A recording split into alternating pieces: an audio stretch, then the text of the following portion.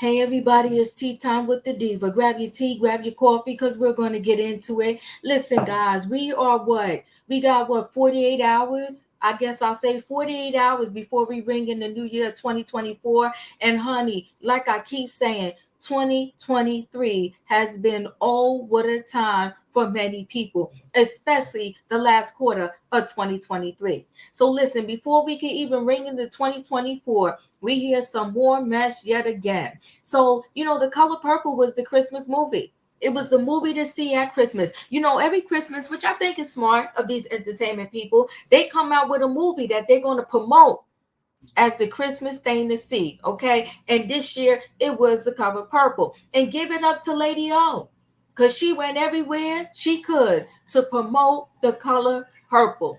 So as a result, many people came out the woodworks, because a lot of people after the pandemic, they really stopped going in the movie theater like that. People didn't want to be in crowds where they was on top of people. Okay, families began to rent out the theater, so at least they can control who was going to be in the theater with them. So we got this Reverend or Bishop, I'm gonna say his name is William Barber II, who went to a theater out there in Greenville, North Carolina, to go see The Color Purple with his 90-year-old mother. And he has a disability. He said he walks with two canes. He had this disability for a while. And he said he knows his rights, and he also knows the law around disabilities. He said you don't got to call them in advance. When you arrive, they got to accommodate you. And it's a point blank in a period. That's what he said. So he travels with his chair. He said he'd been to Broadway with his chair, his own chair. He said Broadway, okay. He said he's been to other movie theaters, the White House. He travels with his chair. He said he came in that AMC theater with his chair, and he said they mocked him, they kicked him out, and they called the police on him. And he said, for what? He left peacefully. AMC president has since apologized, but he also already got him a lawyer. And he said, because he don't want this to happen to anyone else ever again. He said, this ain't no black-white issue. This is a Disabilities Act issue, and he's going to fight it to the bitter end. So hold on one second. I'm going to share screen, guys, and I'm going to let you hear him. I just got to make sure I pull up the right screen here. Let's hear him talk in his own words. This is the Reverend William Barber II. Sorry about that.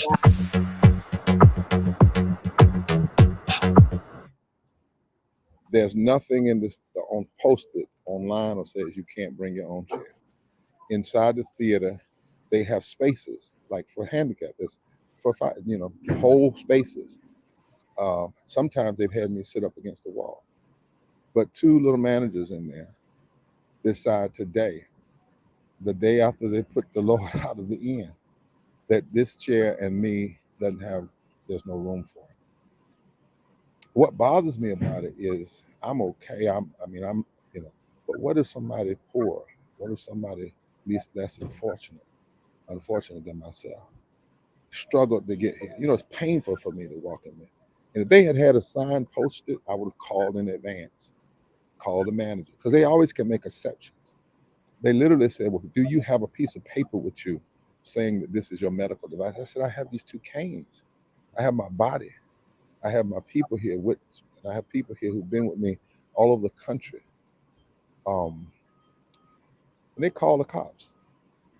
They literally called the police the day after Christmas while we were sitting in the theater. I was sitting in this chair in a handicapped space, and you can see how it is for me to get in. I want folk to understand, I don't fight because I feel good. I fight because it's the right thing to do when in terms of fighting for justice. But this is how I sit. I can't sit any lower than this. I don't bother anybody.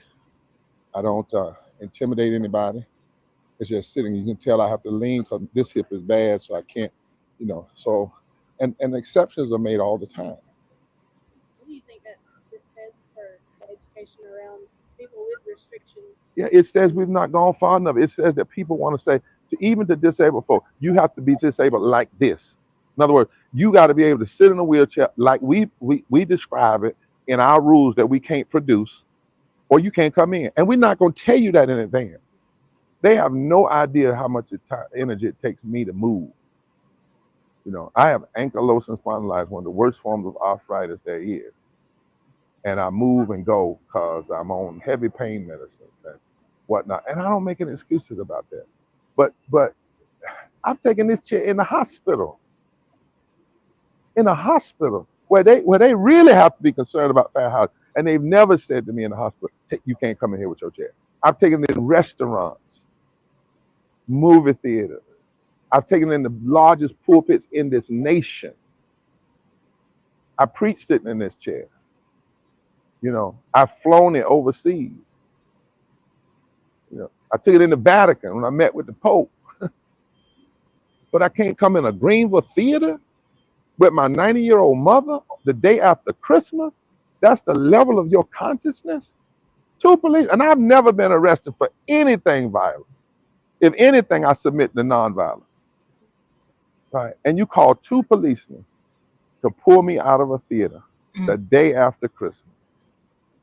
You know, but I'm standing and talking to you because it stops with me. Because I'm wondering now, what else have they done to other people? Ooh. What ways have they not been accommodating to other people? So in that sense, if they had to touch me today, I'm glad about it. I intend to call the mayors of the city and others and get them involved, because this is, you know, I was standing in there and I was thinking about, what if I had fallen out arguing with them, you know, or somebody like me, you know. And as I said, to this date, they haven't even said, here's your money. When I said to them, my 90-year-old mother, it did not faze them. My 90-year-old mother, who's actually having some mental, you know, I'm worried now about her. Is she got anxiety in there? What's going on? Because she looked back, you know, and I saw her look back and she stood up and I said, Mom, it's all right. So she would calm down. And really, that's the reason. If it hadn't been for her, they would have had to arrest me. Yeah, and y'all can see I'm getting up, audience. I do this, and I'm not ashamed. I'm glad every person God used in the Bible had a disability. Moses stuttered. Jeremiah had despair. You know, Jesus was born outside. Paul had thorn in the flesh. That's not what I'm ashamed of. I'm ashamed of a business in my state, the state that says we are the place where the weak grow strong and the strong grow great. That somebody who's weak with a disability would be thrown out the day after Christmas simply for just wanting to sit in this, out of the way, not in anybody's way, not in any aisle, not by any exit, not in any fire hazard. But they call the police. I think there's absolutely. Ooh, this is a lot, y'all. This is a lot. We're going to get more into this story right after this.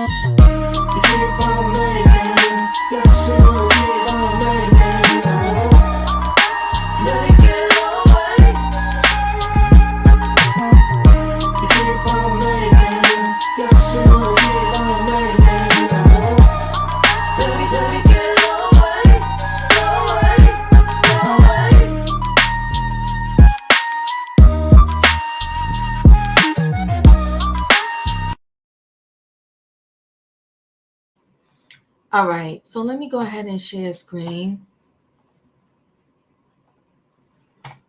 And we'll finish this story off. So AMC Theater issues an apology. Talks with Barber will meet next week in Greenville after he was forced to leave over a chair issue that I just showed y'all. I will tell you this. He has obtained counsel. He is looking into his options, not to sue just to be suing, but obtain counsel so that people can recognize the Disability Act and change their policies so that they understand and will accommodate people when they come. Like he said, he's a man with a certain status and money. What happens if it's me? What happens if it's my cousin?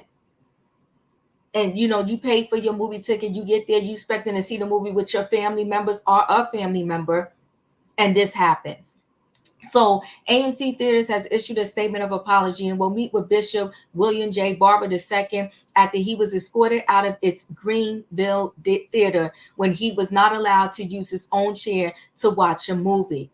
Barber, the statement was sent to the news station on Wednesday afternoon from AMC Theaters VP of Corporate Communications, Ryan. It reads, "We sincerely apologize to Bishop Barber for how he was treated and for the frustration and inconvenience brought to him, his family, and his guests. AMC's chairman and CEO, Adam Aaron, has already telephoned him and plans to meet with him in person in Greenville, North Carolina next week to discuss both this situation and the good works Bishop Barber is engaged in throughout the years. AMC welcomes guests with disabilities. We have a number of accommodations in place at our theaters at all times, and our theater teams work hard to accommodate guests who have needs that fall outside of the normal course of business. We encourage guests who require special seating to speak with a manager in advance to see what can be best accommodated at the theater to ensure a safe and enjoyable experience for the guests and those around them. We are also reviewing our policies with our theater teams to help ensure that situations like this do not happen again." Barber is the minister of Greenleaf Christian Church, Disciples of Christ in Goldsboro, and a social activist, once serving as the chair of the North Carolina NAACP. He was at the theater with his 90-year-old mother to see The Color Purple. Management told him that he would not be allowed to use his own chair to sit and watch the movie in the section marked handicap of the theater. Management then had 2 Greenville police officers come to the location, and Barber was escorted out the building. Barber said he cannot sit in chairs that require him to be close to the floor due to a bad hip. He walks with 2 canes and carries a chair with him to accommodate himself. He said that he had never been aware that anywhere that did not allow him to use his own chair. I have a disability myself. Okay, he has a arthritis condition, Barber said Tuesday. I walk with 2 canes. I have bad hips and I cannot sit low. So whenever I'm on Broadway, the White House, the State House, United States Congress, they always let me bring this chair. Never been a problem. In fact, other movie theaters never had a problem, said Barber. According to Barber, there were no signs or rules posted by the theater that just suggested he would be prohibited from using his chair. The Greenville Police Department issued a statement Wednesday morning about the situation. On Tuesday, December 26th at approximately 3:20 p.m., the Greenville Police Department received a call for trespassing at AMC Fire Tower 12, located at 1685 East Fire Tower Road. The caller stated that a customer was arguing with employees and they wished to have them removed from the business. 2 supervisors were dispatched to the call. When the first supervisor arrived, he spoke with the caller at the request of the business, made contact with the customer. Bishop William J. Barber II, after a brief conversation, Bishop Barber agreed to leave the theater voluntarily. When the second supervisor arrived, Bishop Barber was outside. The call for service was resolved without incidents. No charges were filed. Well, I hope not. That man had bought himself a ticket.